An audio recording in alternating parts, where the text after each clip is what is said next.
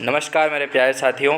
बीएससीसी का जो एग्ज़ाम जो आपके 2025 में होने वाला है उसके लिए टॉप एमसीक्यू हिंदी के मैं लेकर के प्रस्तुत हुआ हूं और आप 100% मान के चलिए कि उस एग्ज़ाम में आपको प्रश्न देखने को मिलेंगे, हूबहू भी मिल सकते हैं। ठीक है, ऑप्शन भी चेंज नहीं होंगे क्योंकि मैंने बहुत सारा रिसर्च किया और बहुत सारे जो प्रीवियस ईयर एग्ज़ाम्स हुए थे बीएससीसी के उनको लगा करके और जिन क्वेश्चन को मैंने बनाया उनकी संभावनाएँ आपको 100% देखने को मिलेगी।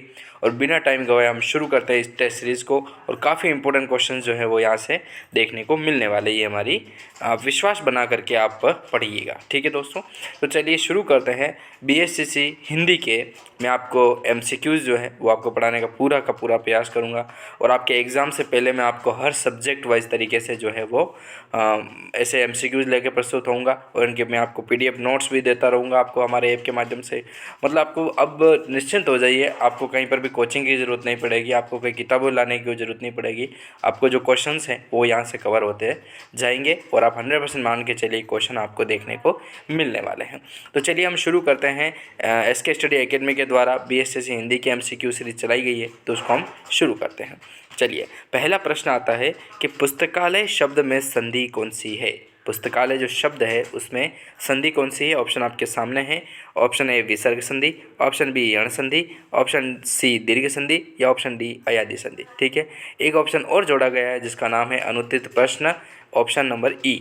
ठीक है, ये जो है ये जोड़ा गया है। इसको आपको यदि आप वैसे तो देखो बीएससीसी क्या है कि अपना माइनस मार्किंग है नहीं, तो आपको इस क्वेश्चन पे तो जाना ही नहीं है। ठीक है, इस क्वेश्चन को तो भरना ही नहीं है। ठीक है, क्योंकि इन चारों में से ही भरना है, भले आपको आए नहीं आए तो भी एक क्वेश्चन को टिक करके आओ ताकि क्या है आपको पता लगेगा उसको।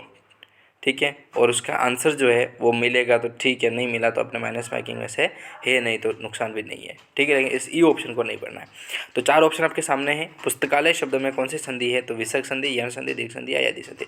देखिए, इसका जो राइट आंसर होगा वो हो जाएगा अपने ऑप्शन नंबर सी, दीर्घ संधि। ठीक है, कैसे हो रहा है तो वो भी आप देख सकते हैं। दीर्घ संधि इसका राइट आंसर होगा। ठीक है दोस्तों, चलिए पुस्तकालय शब्द की बात करें तो पुस्तक, ठीक है, पुस्तक क में से निकलता है अपने अ।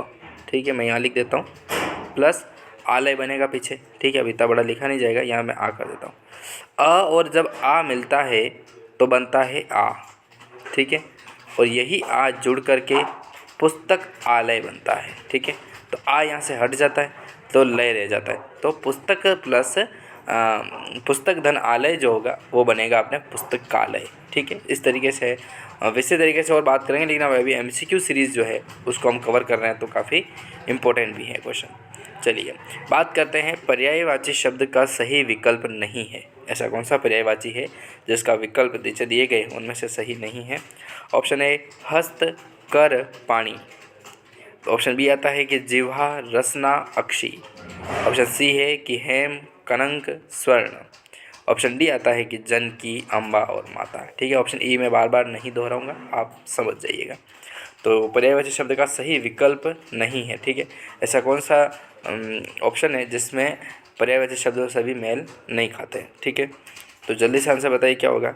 तो इसका जो राइट आंसर होने वाला है वो हो जाएगा ऑप्शन नंबर बी, जिह्वा, रसना और अक्षी। ठीक है, जिह्वा तो सही हो गया, रसना भी इसके बारे में सही हो गया कि जीभ के बारे में रसना, रस को पता करने का तरीका होता है जीभ, तो जिह्वा, रसना सही है, लेकिन अक्षी नहीं आएगा। ठीक है, अक्षी आता है अपने आँख के लिए आता है, तो ऑप्शन बी उसका राइट आंसर हो गया। ठीक है, ये पीडीएफ जो है वो आप डाउनलोड कर सकते हैं, लिंक मैं डिस्क्रिप्शन में दे दूँगा, वहाँ से जाइएगा आप नोट्स वाले सेक्शन में जाकर के आप इस पीडीएफ को डाउनलोड कर सकते हैं, या फिर आप टेलीग्राम चैनल जो है हमारा वो ज्वाइन करके भी आप इस पीडीएफ को डाउनलोड कर सकते हैं। ठीक है, मैं आपको वहाँ पर फ्री प्रोवाइड करा रहा हूँ, तो आप जाइएगा और पढ़िएगा।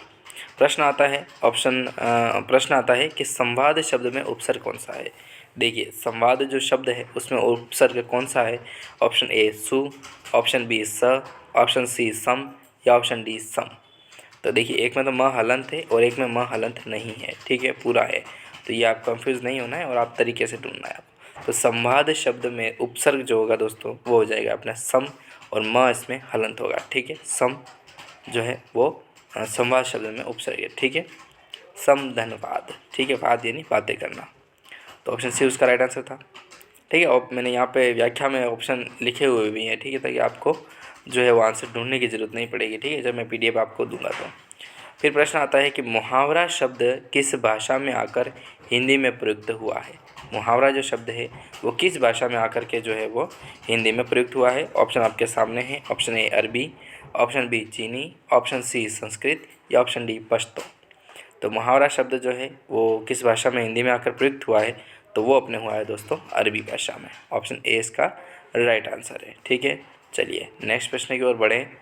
प्रश्न आता है, रचना के आधार पर वाक्य का भेद नहीं है। रचना के आधार पर जो है वो वाक्य का भेद नहीं है दोस्तों। ऑप्शन ए कर्म वाक्य, ऑप्शन बी सरल वाक्य, ऑप्शन सी संयुक्त वाक्य या ऑप्शन डी मिश्र वाक्य। तो देखिए रचना के आधार पर जो है वो वाक्य का भेद नहीं है, तो इसका जो राइट आंसर होगा वो हो जाएगा अपने कर्मवाच्य। ऑप्शन नंबर ए इसका राइट आंसर होगा। चलिए अगले क्वेश्चन की ओर बढ़ें।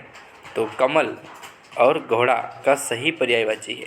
कमल का आपको इस साइड दे रखे हैं और घोड़े की बात करें तो घोड़े के आपको इस साइड में जो वो दे रखे हैं वो आपके हो जाएंगे। ठीक है, तो पर्यायवाची देखिए कमल का पर्यायवाची जो है वो अपने हो जाएगा, इनमें से देखें तो पंकज होगा, नहीं अली होगा, तो ये जो जाएगा। ठीक है, ऑप्शन सी इसका राइट आंसर हो सकता है।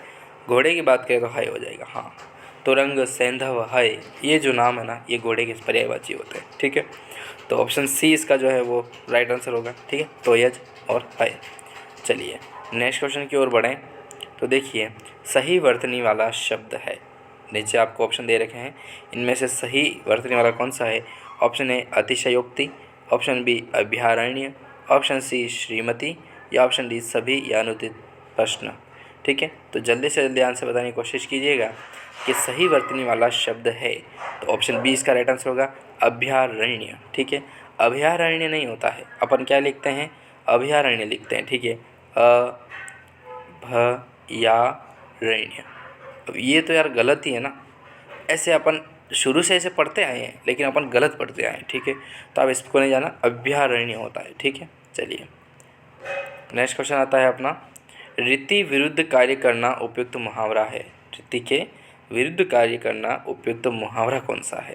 ऑप्शन ए इतिश्री होना, उल्टे गंगा का बहाना, 8 आंसू या ईद का चांद हो जाना। तो रीति विरुद्ध कार्य करने का जो आपका मुहावरा, जो उपयुक्त मुहावरा होगा वो हो जाएगा उल्टी गंगा बहाना। ऑप्शन बी इसका राइट आंसर होने वाला है। ठीक है, चलिए नेक्स्ट प्रश्न की ओर बढ़ें। तो पौ 12 होना मुहावरे का अर्थ है। पौ 12 होना मुहावरे का क्या अर्थ है? ऑप्शन ए दाव हार जाना, ऑप्शन बी कार्य सिद्ध होना, ऑप्शन सी लाभ ही लाभ होना, ऑप्शन डी बहुत खुश होना। तो जल्दी से बताइए पौ 12 होने मुहावरा जो है उसका उदाहरण क्या है? तो इसका होगा लाभ ही लाभ होना। ठीक है, ऑप्शन सी इसका राइट आंसर होगा। पौ 12 होने का जो मुहावरा होगा वो होगा लाभ ही लाभ होना। ठीक है, ये आपको रटने ही पड़ेंगे, लेकिन आपको जो प्रश्न है वो देखने को मिलने वाले हैं। यहाँ तक कि ये प्रश्न जो RS तक में पूछे गए हैं, तो आप मान के चलिए कितने इंपॉर्टेंट हो सकते हैं। प्रश्न है कि राबड़ी कहे दांत से खाएं। राबड़ी क्या कह रही है कि आप मुझे दांत से खाएं, मतलब वो नखरे दिखा रही है। कहावत का सही अर्थ क्या होगा? तो राबड़ी कह रही है कि मुझे दांत से खाएं, तो मतलब नखरे दिखा रही है। तो ऑप्शन आपके सामने है, इनमें से पकड़िए आंसर क्या होगा? अयोग्य व्यक्ति द्वारा अपने प्रति इज्जत की इच्छा करना। ऑप्शन बी आता है कि राबड़ी की तरह तरल होना। हाँ, ये बात तो ठीक है। सरल स्वभाव होना, सब की बात मानना, ये जो है ऑप्शन है।